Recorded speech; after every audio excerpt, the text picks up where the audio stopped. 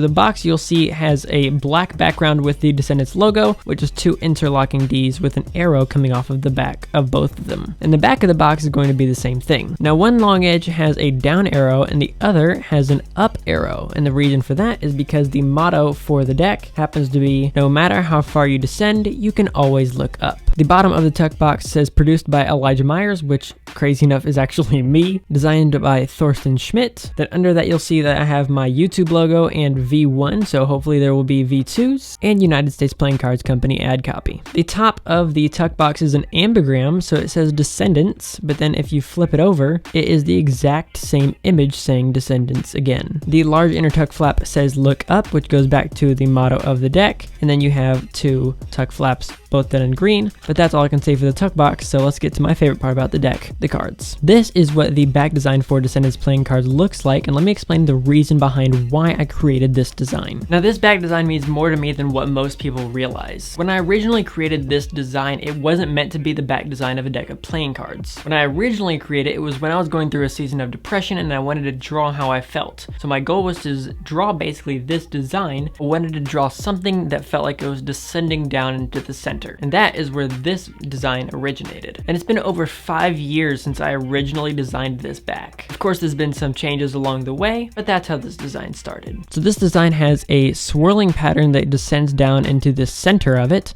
with green, black, and white. And because the center of it has a small hexagon in white, green, and then black, doing moves like pirouette look great because that part doesn't move the same way orbit cards don't, but then the outside of it all spins down directly to the center and it looks gorgeous. The other thing that is really cool about this deck is you can do deck cuts with it super easy. And if you don't know what a deck cut is, when you take one of the playing cards and you cut out different designs in it, and then you do another one, and then you layer them all on top of each other. But because this one already descends, it made my first one really easy. And it ended up looking like this. So you can literally reach into the playing cards and like move your finger down and descend with them. It's really trippy to look at and have displayed on my shelf because, well, it's the first one I've ever done, but Descendants playing cards literally, physically in this case, descend as well. So if you guys think I should make more of these and sell them, let me know in the comments if you'd actually want one. Now we're on to the number cards where the suits have all been customized. So these are called pips.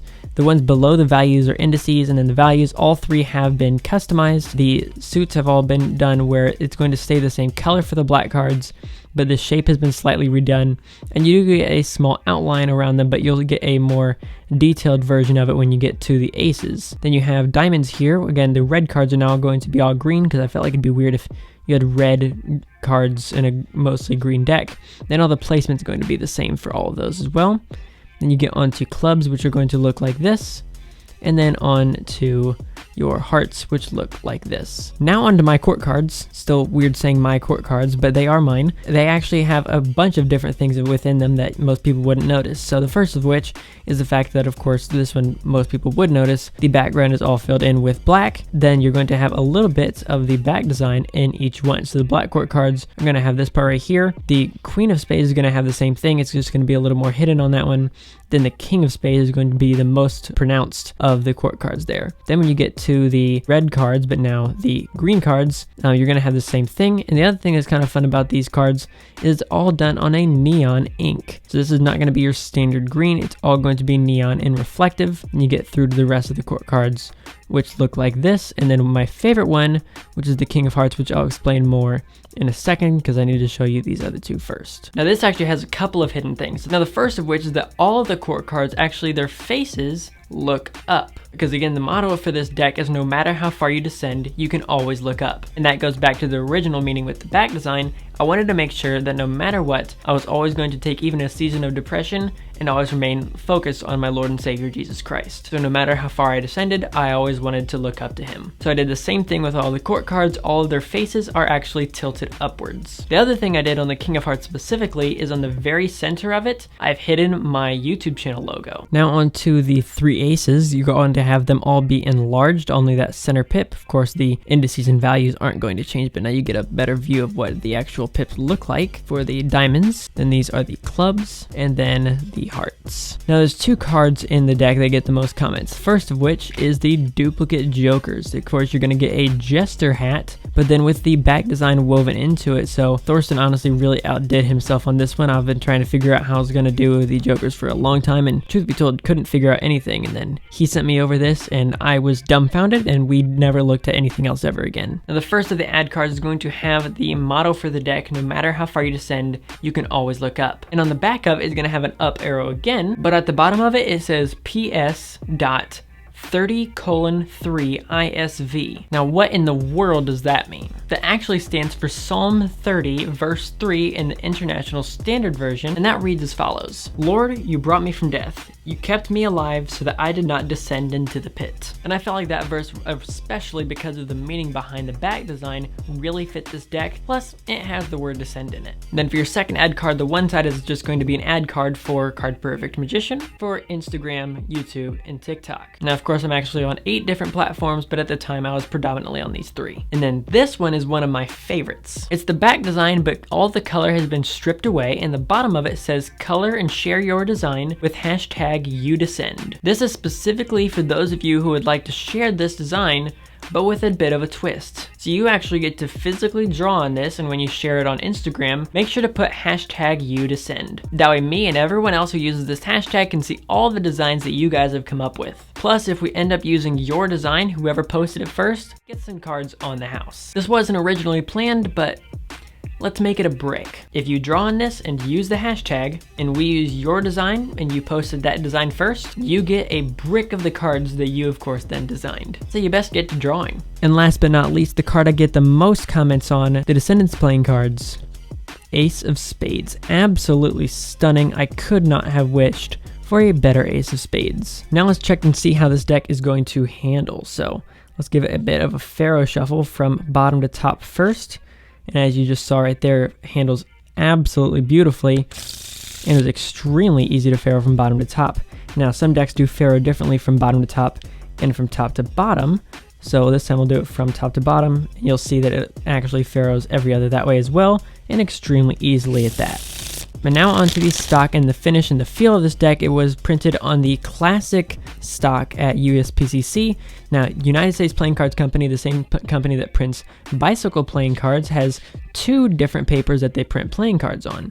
This is the classic one, which is the same one that you print your normal bicycle playing cards on. Now, the other one is premium, which is a bit thicker, so this is the thinner of the 2, but I did it with a slight twist.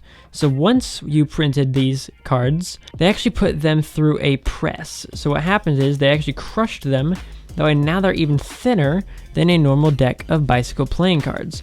So if anyone got the new Virtuoso playing cards, and if you're not sure what I'm talking about, I'm referring to these bad boys, then just know that this is actually exactly the same thickness as those playing cards.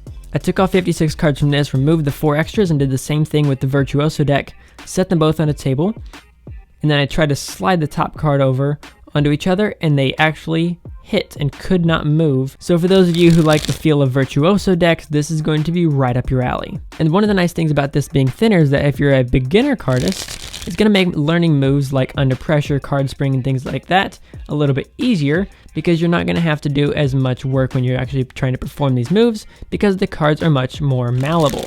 Now, I will tell you that can have a little bit of a defect, because of course then you're going to get some, again, it's going to be more malleable, so it's going to bend easier. But because of that, it goes right back easier, so you can give it a shuffle, spring, and then it goes right back to normal with no issues there. It was printed on an air cushion finish, so that's the way that it glides in your hands.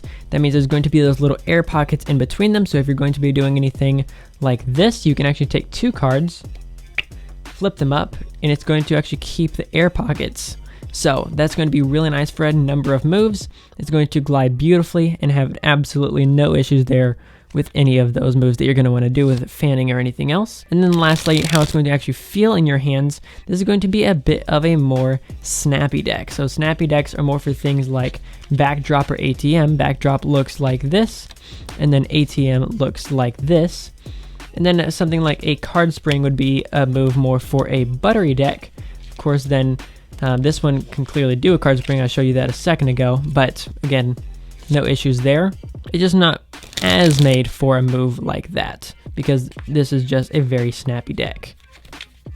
Now, if you do want to check out my first reactions to these playing cards when I originally unboxed them, and I'm not going to lie to you guys, I actually almost peed myself, and you can check out the link right up here. Make sure to subscribe for more content, and I'll catch you guys in the next one. This is CPM, signing off.